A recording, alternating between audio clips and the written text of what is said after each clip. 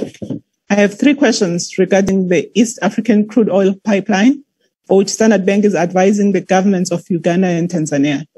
Firstly, it was reported in the media that Standard Bank has suspended its role in the EACOP pipeline following civil society letter on the pipeline, pending a report into the environmental and social impacts of the projects. Can the bank confirm whether this is the case?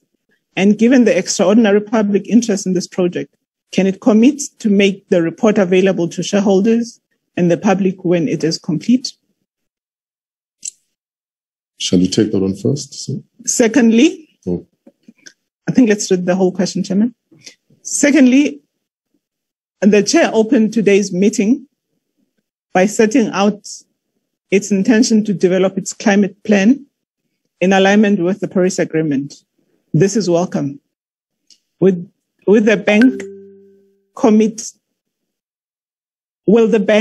not to proceed with large project finance transactions for new oil and gas projects such as the EACOP until after this climate plan is published? Finally, as of this morning, human rights defender Maxwell Atuhura of the Africa Institute for Energy Governance remains in detention in Uganda, having been arrested this week together with an Italian journalist in the course of his work investigating the impacts of the oil industry on local communities. The police asked him, and he quotes, why he was working against Total with foreigners, close quote. The United Nations Special Rapporteur on Human Rights and the Environment has called for his release. Standard Bank is, of course, working with the Ugandan government as the advisor to the EACOP pipeline. Will the bank urgently contact its clients in the Ugandan government to express its concern and call for Maxwell's immediate release?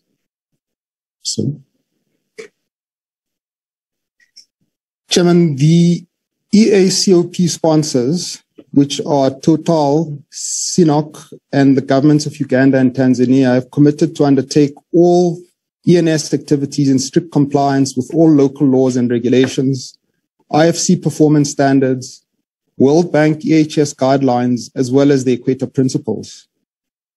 Standard Bank is an Equator Principles signatory, and all our work on project advisory to date has been conducted in compliance with and in alignment with our fossil fuels policy and ENS policy, as well as our commitments under the Equator Principles. The project sponsors, in consultation with the project financial advisors, as indicated, and the potential lenders, appointed Golder Associates in the fourth quarter of 2020 as the lender's environmental and social consultant.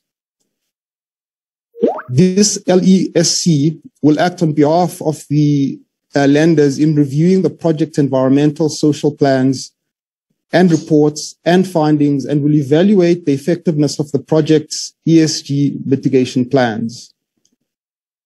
The LSAC issued its preliminary report on 31 March 2021 with no red flags noted based on the information provided to date.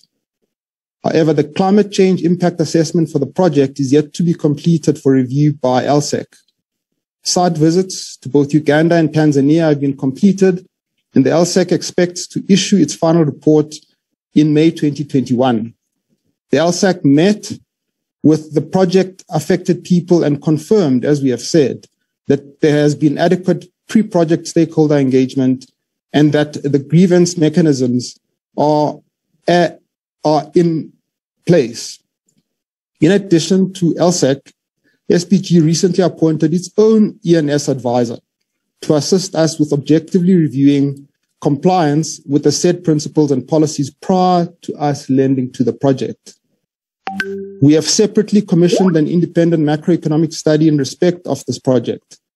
The macroeconomic studies methodology is underpinned by the cost-benefit analysis, macroeconomic impact analysis that is intended to ascertain the financial and economic viability of the upstream and EACOP project. As and when information is available, the study will also examine the upstream EACOP carbon emissions in the context of concerns raised about the project's impact on climate change.